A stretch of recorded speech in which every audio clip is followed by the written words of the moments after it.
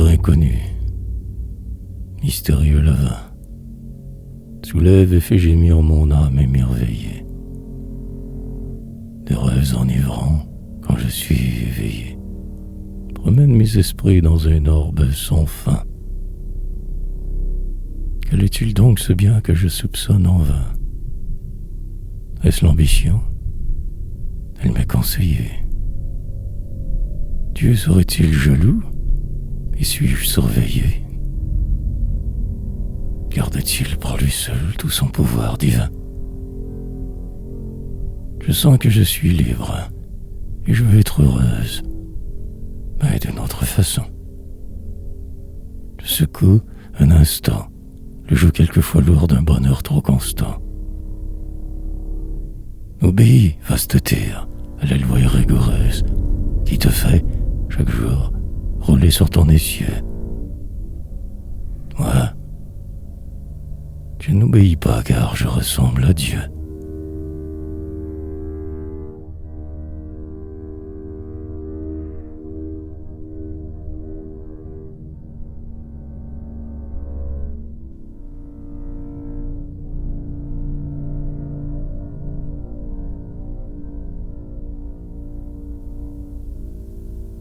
Adam, le mal nous a pris, séduisant, enjôleur, comme un filet de soie en ses brillantes mailles. Ève a senti l'amour embraser ses entrailles, et là, bénissant Dieu, fait l'homme de douleur. Dieu m'a dit, irrité, tu scelles ton malheur. Il faut que chaque jour tu souffres et travailles. Mon ciel vous est fermé comme par des murailles, jusqu'au jour où viendra le divin Rédempteur. J'ai répondu, courbé sous l'amère sentence, nous avons fait le mal, nous ferons pénitence, mais laissez à nos fronts leur céleste fierté. Puis j'ai dit, suppliant, lève cet anathème et vois ce que je fais de notre liberté. Je pourrais te haïr, ô mon maître, et je t'aime.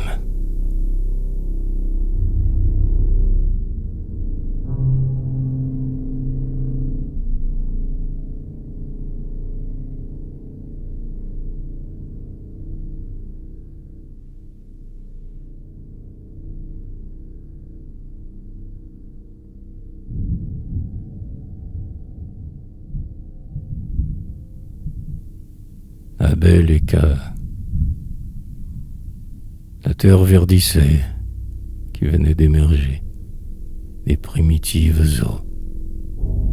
L'antre au sombre orifice était, en ces jours-là, son unique édifice, et l'homme vagabond y pouvait héberger.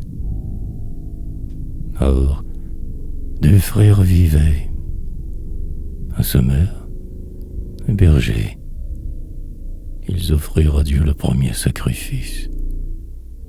Le berger fut béni.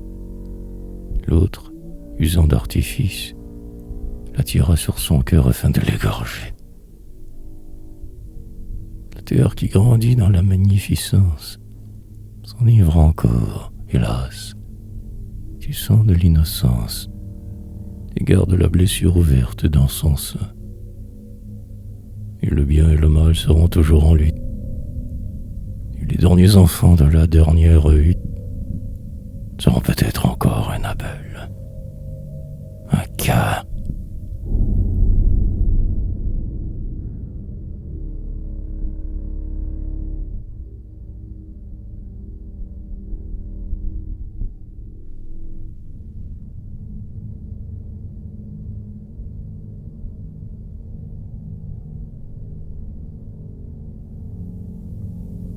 Le déluge. Et Dieu dit, regrettant l'excès de sa bonté, la terre que j'ai faite est livrée au désordre. Elle ignore mon nom et méprise mon ordre. demain son dernier jour enfin sera compté. Il verse des torrents, et c'est sa volonté que ses eaux de vengeance aillent couvrir ou mordre des gorges et des bras que l'horreur fait se tordre. Mais l'amour ne meurt pas et l'homme est intenté. Ton œuvre, du puissant, tristement se délabre, et la terre s'en va, masse mouvante et glabre, comme au jour primitif de ces sentiers obscurs. Et, pour mieux outrager ta justice suprême, elle porte à son front, comme un fier diadème, l'horrible enlacement des cadavres impurs.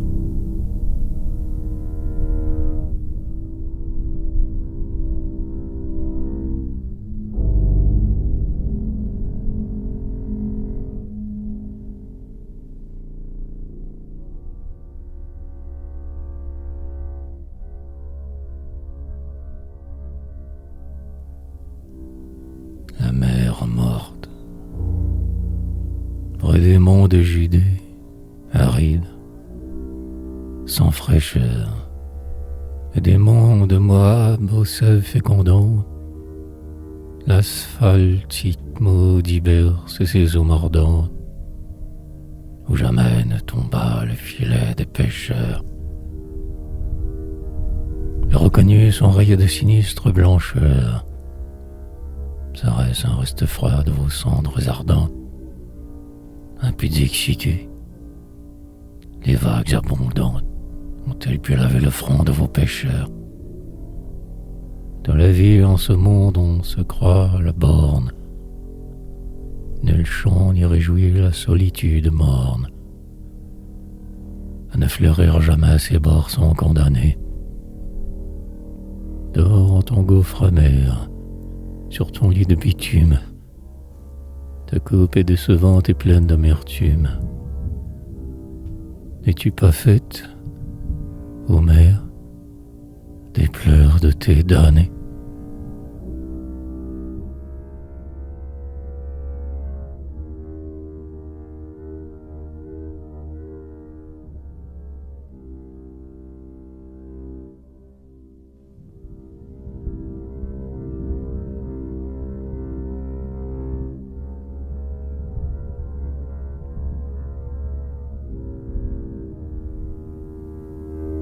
La veau d'or. Moïse, agenouillé sur le mont Sinaï, plus haut que le rocher où l'aigle prend son air, reçoit devant le ciel, aux éclats du tonnerre, la table de la loi des mains d'Adonai. Par un souffle infernal se sent tout envahi le peuple qui l'attend. Ingrat et mercenaire, il façonne un veau d'or, exalte et le vénère, au mépris du Dieu bon qui l'a 100 fois trahi. Ses yeux d'unir sainte à cet aspect, Moïse jette sur le sol dur la table qui se brise, prend le glaive et punit Israël consterné. Ô Juifs, une autre loi descend d'une autre cime, mais tu vois au fourreau le glaive qui décime, et devant le veau d'or tu restes prosterné.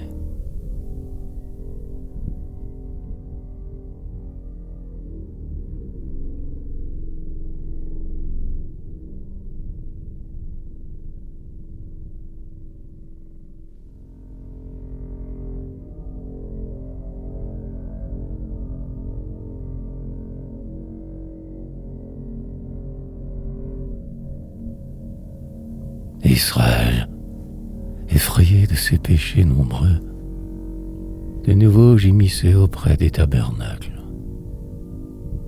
Il vint à Déborah qui rendait ses oracles au sommet d'Éphraïm, sous un palmier ombreux.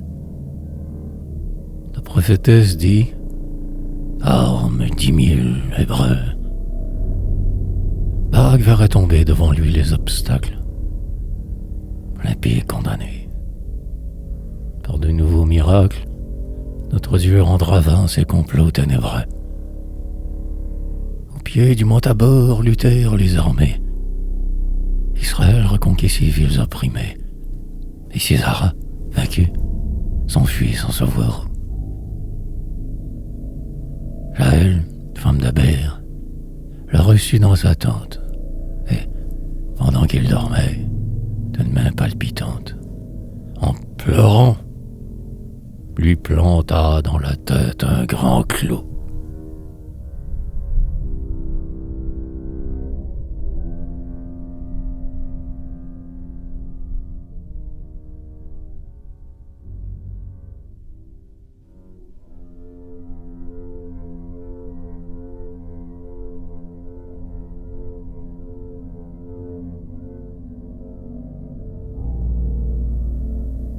Dans le champ de Boz, un béni du Seigneur glane depuis l'aurore une humble Moabite.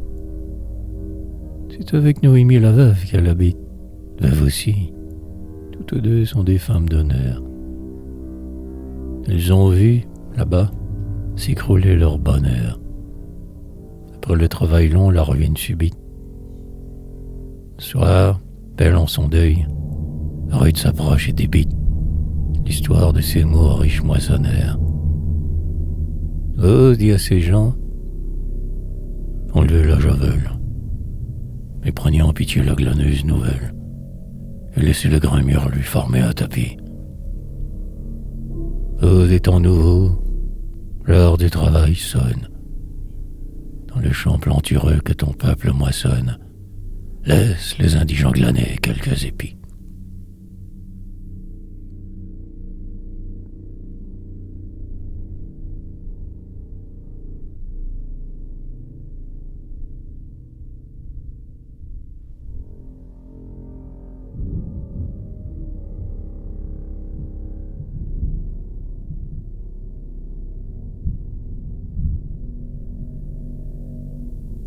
Samson, l'invincible Samson, le fils de Manué, qui s'enfuit avec les portes d'une ville, qui tuait, luttant seul, les Philistins par mille, et narguait leur pouvoir enfin diminué. Depuis longtemps incline un corps exténué, sous les rires moqueurs, dans un labeur servile, et le ressentiment de la nation vile ne sait pas, il lui semble, encore atténué. Le pleuble sans merci le raille et le provoque. Il garde le silence et sa pensée évoque les péchés qui l'ont fait un objet de mépris. Quel démon a soudain noué la trame infâme? De quel vertige étrange a-t-il donc été pris? Qui l'a vaincu, ce fort? Le baiser d'une femme.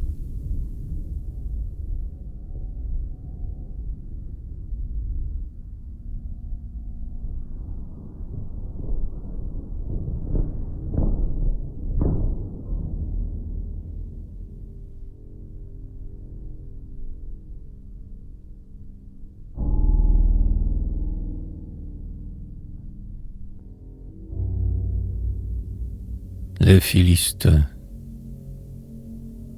Ils rendent à Dagon leur devoir négligé. Le dieu, plus rancunier, sourit à leur hommage. Dans son temple superbe et devant son image, ils se gorgent de vin aux festins obligés. Ils ne gémissent plus comme des affligés, mais ils chantent l'amour. C'est un joyeux chômage. La nation perverse ainsi se dédommage de la honte subie et des maux infligés. Au milieu de l'enceinte et sous les draperies, Samson, les yeux crevés, souffre leur moquerie, pendant que Dalila joue avec ses cheveux. Depuis assez longtemps, silence il expie. Sa force est revenue, et de son bras nerveux, il fait crouler le toit sur cette foule impie.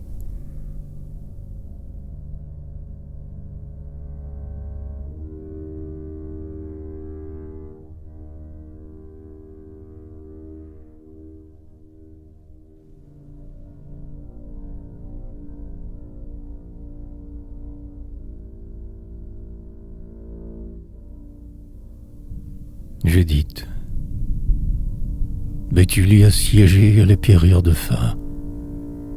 Dans l'ombre, un soir, Judith, que ce malheur consterne, vient offrir, toute belle, au vaillant Holopherne, de lui livrer la ville épuisée à la fin.